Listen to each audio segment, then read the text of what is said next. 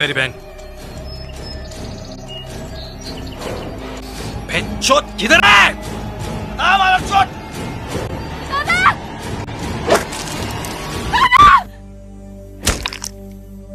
একটা সরকারি কাজ যা শুরু হয়েছিল একটা সাধারণ দিনের মতো, কিন্তু এই যাত্রা নিয়ে যায় তাদের এক অভিশপ্ত বাড়ির দরজায়।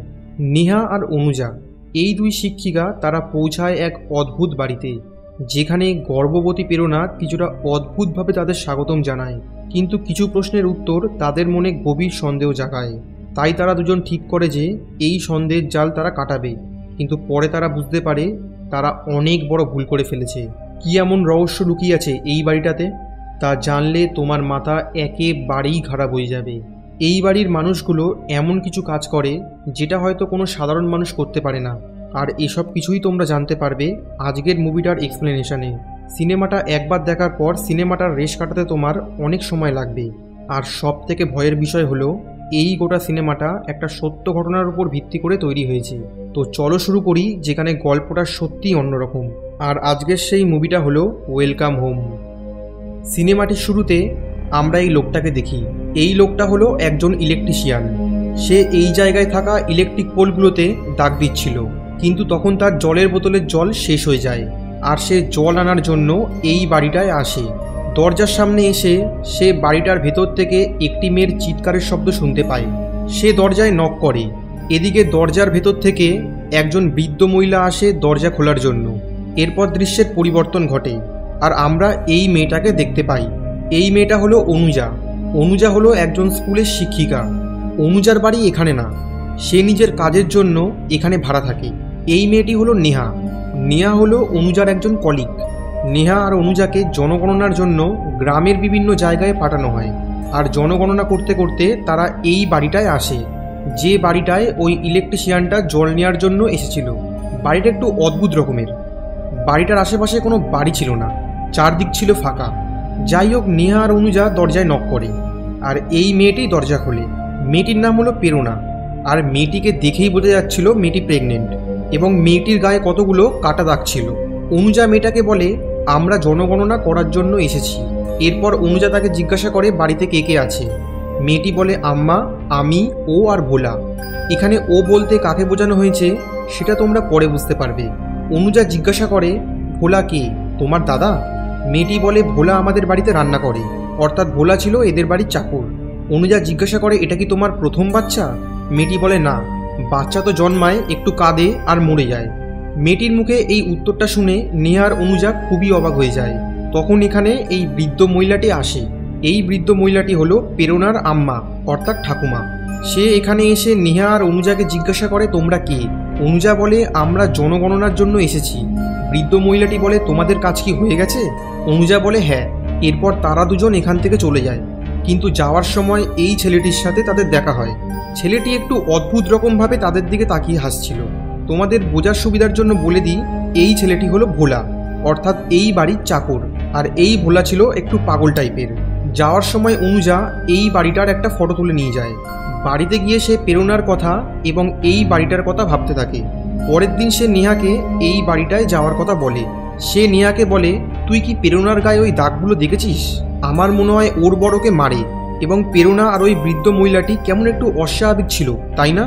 নেহা বলে, তাতে আমাদের কি, আমি তোর সাথে ওই বাড়িটায় যাব না। কিন্তু অনুজার অনুরোধ করার কারণে সে শেষ পর্যন্ত ওই বাড়িটায় যাওয়ার জন্য রাজি হয়ে যায়। অনুজা আর নেহা এই বাড়িটায় আসে, আর তাদেরকে আসতে দেখে ভোলা খুবই খুশি হয়। তারা দুজন এই ঘরটায় এসে বসে। অনুজা জিজ্ঞাসা করে, প্রেরণা কোথায়? ভোলা বলে, প্রেরণার শরীর খারাপ। তখন সেখানে এই লোকটি আসে। এই লোকটির নাম হলো ঘনশ্যাম। ঘনশ্যাম হলো এই বৃদ্ধ মহিলাটির ছেলে, আর ও বলতে প্রেরণা এই ঘনশ্যামকেই বুঝিয়েছিল। ঘনশ্যামকে অনুজা জিজ্ঞাসা করে, আপনারা এখানে কতদিন ধরে আছেন? কিন্তু ঘনশ্যাম কোনো উত্তর দিচ্ছিল না। বৃদ্ধ মহিলাটি বলে, আমরা এখানে 20-25 বছর ধরে আছি। বৃদ্ধ মহিলাটি আরও বলে, ঘনশ্যাম 5 বছরের জন্য মনোব্রত নিয়েছে, অর্থাৎ এই 5 বছর সে কোনো কথা বলবে না। 5 বছরের মধ্যে 3 বছর পূর্ণ হয়ে গেছে, আর 2 বছর বাকি আছে। এরপর অনুজা তাদেরকে জিজ্ঞাসা করে, বাচ্চা কেমন আছে? এটা শুনে এই 3 জনের মধ্যে একটা অস্বাভাবিক পরিবর্তন ঘটে, এবং ঘনশ্যাম সেখান থেকে উঠে চলে যায়।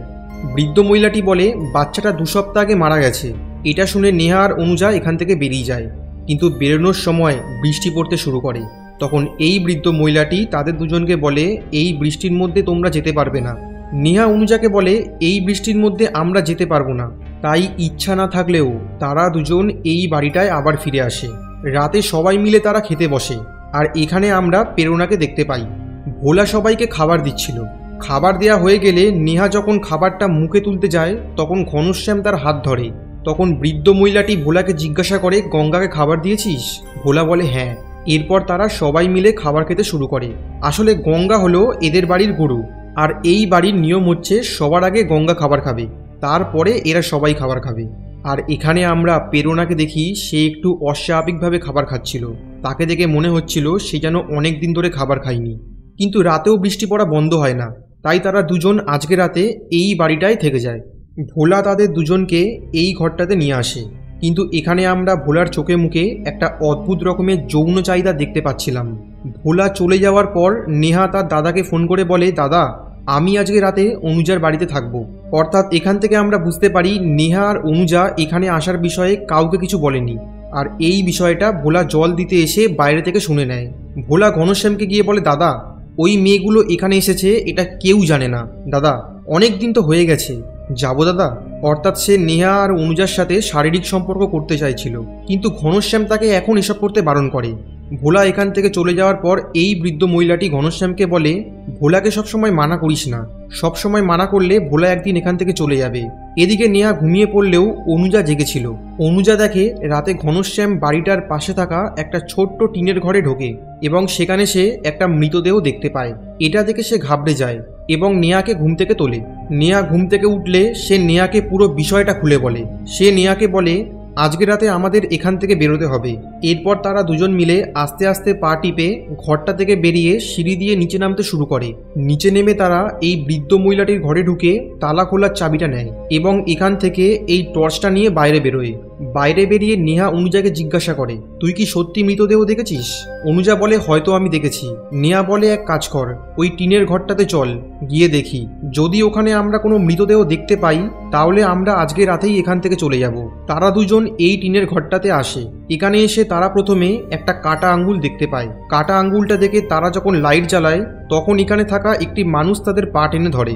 এটি দেখে তারা ভয় পেয়ে সেখান থেকে পালিয়ে যায়। পালাতে গিয়ে অনুজার ফোনটা জলের মধ্যে পড়ে যায়। কিন্তু তারা যখন কিছুটা দূরে আসে তারা সেখানে কতগুলি জন্তু জানোয়ারের চিৎকার করার শব্দ শুনতে পায়, আর চারদিক ছিল অন্ধকার এবং জঙ্গলে ভরা। তাই তারা ভয়ে আবার বাড়িটার কাছে আসে। বাড়িটার কাছে এলে অনুজা নেহাকে বলে, আমার ফোনটা জলে পড়ে গেছে, তুই তোর ফোনটা বের কর। নেহা বলে, আমি মনে হয় আমার ফোনটা ওই বাড়িটার ভেতর ফেলে এসেছি। তখন তারা দুজন মিলে এই ঘরটার ভেতর আবার আসে। সেখানে নেহা গিয়ে দেখে চার্জ না থাকার কারণে তার ফোনটা সুইচ অফ হয়ে গেছে। তখন অনুজা নেহাকে বলে, দেখ আমরা যে বাড়ি থেকে বেরিয়েছিলাম এটা এই বাড়ির লোকগুলো জানে না, আর এখন আমরা এখান থেকে যেতেও পারবো না। তাই এক কাজ করি, আজকে রাতে আমরা এখানেই থেকে যাই, কালকে সকালেই আমরা এখান থেকে চলে যাব।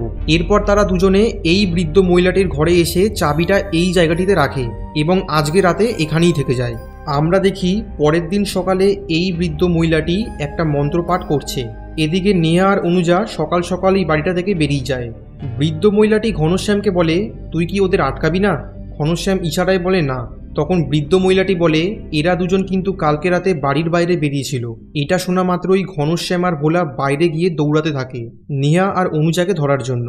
কারণ ঘনশ্যাম বুঝে গেছিল এই মেয়ে দুটো নিশ্চয়ই কালকে রাতে কিছু একটা দেখেছে, আর এরা যদি বাইরে গিয়ে পুলিশকে সবকিছু বলে দেয় তাহলে এখানে পুলিশ আসতে পারে। তাই ঘনশ্যাম আর ভোলা নেহা আর অনুজাকে ধরে এই ঘরটাতে নিয়ে আসে। ঘরটা ছিল এই বাড়িটা থেকে একটু নিচে, কিছুটা স্টোর রুমের মতো। নেহা এখান থেকে মই দিয়ে উঠে চিৎকার করে বলে, আমাদের যেতে দাও, আমরা কাউকে কিছুই বলবো না। কিন্তু তখন ভোলা ফুটন্ত গরম জল এনে এই জায়গা থেকে নেহার গায়ে ঢেলে দেয়। এর ফলে নেহা নিচে পড়ে যায়। এরপর দৃশ্যের পরিবর্তন ঘটলে আমরা দেখতে পাই এই লোকটি যে বাড়িতে অনুজা ভাড়া থাকতো সেই বাড়িতে এসে অনুজার খোঁজ করছে। আসলে এই লোকটি ছিল অনুজার হবু বর। এদিকে নেহার দাদাও এখানে আসে অনুজার খোঁজে, কারণ নেহা আর অনুজা দুজনে একসাথে গায়েব হয়েছে। বাড়ির মালিক মালিক এই বৃদ্ধ লোকটি তাদের দুজনকে বলে তোমরা দুজন পুলিশ স্টেশনে যাও। তখন নেহার দাদা বলে পুলিশ স্টেশনে আমি যেতে পারবো না, পুলিশ স্টেশনে গেলে আমার মান সম্মান থাকবে না, সবাই জেনে যাবে আমার বোন গায়েব হয়ে গেছে।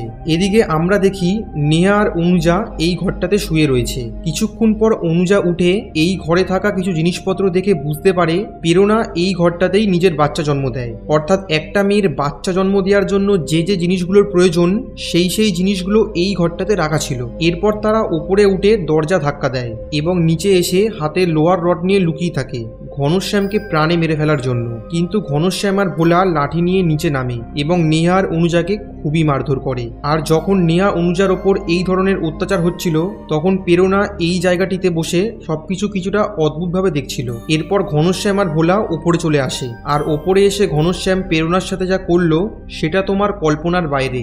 ঘনশ্যাম প্রেরণার সাথে যৌন সম্পর্কে লিপ্ত হয়, কিন্তু ঘনশ্যাম যখন প্রেরণার সাথে এসব করছিল তখন প্রেরণার মুখে কোনো উত্তেজনা বা অনুভূতি কিছুই ছিল না, বরং প্রেরণা সেই সময় একটা পিঁপড়ের সাথে খেলা করছিল। তাকে দেখে মনে হচ্ছিল এটা যেন তার কাছে একটা সাধারণ বিষয়, প্রত্যেক দিন তার সাথে যেন এসব ঘটে চলেছে তার ইচ্ছার বিরুদ্ধে, কিন্তু তার কিছুই করার নেই। এটা জেনে সে সবকিছু মুখ বন্ধ করে সহ্য করে নিয়েছে। তো যাই হোক, এই বৃদ্ধ মহিলাটি ভোলাকে বলে নেহা আর অনুজাকে খাবার দিতে। আর এটা শোনা মাত্রই ভোলার মুখে একটা অদ্ভুত রকমের হাসি আমরা দেখতে পাই। সে নিচে নামে খাবার নিয়ে, হাত পা বাঁধা থাকার কারণে ভোলা নেহাকে খাবার খাইয়ে দিচ্ছিল। খাবার খাওয়াতে খাওয়াতে সে নেহার গায়ে বাজেভাবে হাত দেয়। আর এটা বুঝতে পেরে নেহা ভোলার হাতে খাবার খেতে অস্বীকার করে। তখন ভোলা রেগে গিয়ে নেহা আর অনুজাকে খুবই মারধর করে।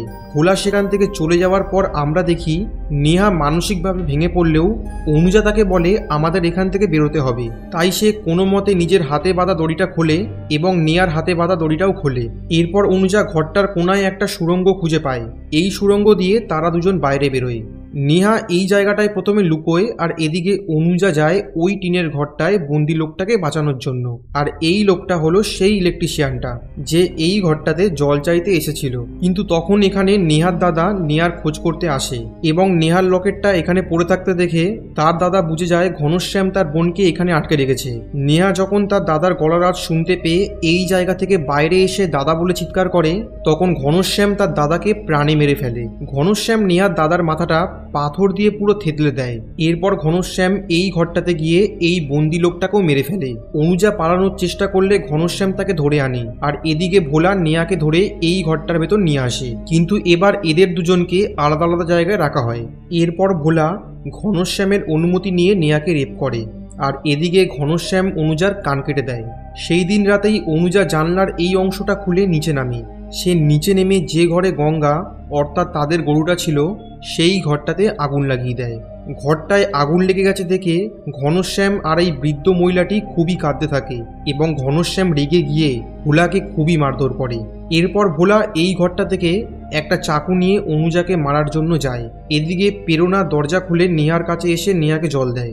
সে নেহাকে বলে আমার বাবা আমার মাকে অনেক বুঝিয়েছিল, কিন্তু আমার মা কোনো কথা না শোনার কারণে বাবা মাকে মেরে ফেলে। আমি যদি বাবার কথা না শুনি তাহলে বাবা আমাকে খুবই মারে আর খেতেও দেয় না, আর যদি কথা শুনি তাহলে বাবা খেতেও দেয় আর মারধরও করে না। এখান থেকে আমরা বুঝতে পারি এই ঘনশ্যাম ছিল প্রেরণার বাবা, আর এই ঘনশ্যাম এতদিন ধরে তার মেয়ের সাথে শারীরিক সম্পর্ক করে আসছে। সব শুনে নেহা প্রেরণাকে বলে আমাকে এখান থেকে যেতে দাও। প্রথমে প্রেরণা রাজি না হয়ে দরজা বন্ধ করে এখান থেকে চলে গেলেও কিছুক্ষণ পর এসে সে দরজা খুলে দেয় আর নেহা এখান থেকে পালিয়ে যায়। অন্যদিকে অনুজা ভোলাকে প্রাণে মেরে ফেলে আর ভোলার চিৎকারের শব্দ শুনতে পেয়ে ঘনশ্যাম বাড়ির সমস্ত দরজা লক করে দেয়। অনুজা যখন ভোলাকে মেরে বাড়ি ফিরছিল তখন নেহার সাথে তার দেখা হয়। নেহা তাকে বলে ঘনশ্যাম হলো প্রেরণার বাবা, আর এটা শুনে অনুজা পুরোপুরিভাবে অবাক হয়ে যায়। এখানে তোমাদের বোঝার সুবিধার জন্য একটু বলে দিই, এই ঘনশ্যাম নিজের মেয়ের সাথে শারীরিক সম্পর্ক করত আর তার ফলে যে বাচ্চাগুলো জন্ম হতো সেই বাচ্চাগুলোকে সে মেরে ফেলতো, আর এই সব কিছুই করতো সে কুসংস্কারের বশে পড়ে। অনুজা নেহাকে বলে চল, ঘনশ্যামকে এবার মারার সময় চলে এসেছে।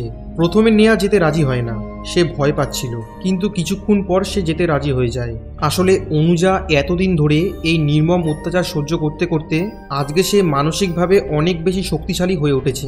তারা দুজন এই সুড়ঙ্গটা দিয়ে, যেটা দিয়ে তারা পালিয়েছিল, সেটা দিয়েই এই ঘরটার ভেতরে আসে। এরপর ছাদের মধ্যে অনুজা হাতে একটা লোহার রড নিয়ে ঘনশ্যামকে মারার জন্য লুকিয়েছিল।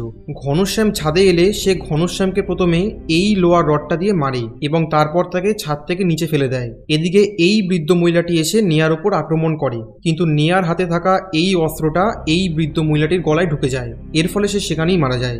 অনুজা ছাদ থেকে নিচে এসে ঘনশ্যামকে প্রাণে মেরে ফেলে, আর প্রেরণা এই সব কিছু দাঁড়িয়ে দেখছিল। কিন্তু অন্য দিনের মতো আজকেও তার মুখে কোনো রকম উত্তেজনা বা ভয় কিছুই ছিল না। আর সিনেমাটা এখানেই শেষ হয়ে যায়। তোমাদের কিছু এক্সট্রা ইনফরমেশন দিয়ে দিই। এই সিনেমাটি একটা সত্য ঘটনা অবলম্বনে নির্মিত হয়েছে। এই পরিবারটা এই বাড়িটায় 20 বছর ধরে ছিল। প্রেরণা সব মিলিয়ে 8খানা সন্তানের জন্ম দিয়েছিল। এর মধ্যে 7খানা সন্তানকে ঘনশ্যাম প্রাণে মেরে ফেলে, আর একটি সন্তান এখন তার গর্ভে রয়েছে। টোটাল 13 জন মানুষকে ভোলা আর ঘনশ্যাম মিলে খুন করেছে, আর তার মধ্যে 9টি মেয়েকে ভোলা রেপ করেছিল। 13 জন মানুষের মধ্যে ঘনশ্যাম সবার আগে তার স্ত্রী সাবিত্রীকে খুন করে। তো বন্ধুরা, আজকে মুভিটার এক্সপ্লেনেশন তোমাদের কেমন লাগলো সেটা অবশ্যই কমেন্ট করে জানাবে। যদি ভালো লেগে থাকে তাহলে লাইক করবে, আর আমাদের চ্যানেল গল্পের প্লেলিস্টকে সাবস্ক্রাইব করে বেল আইকনটা প্রেস করে দেবে।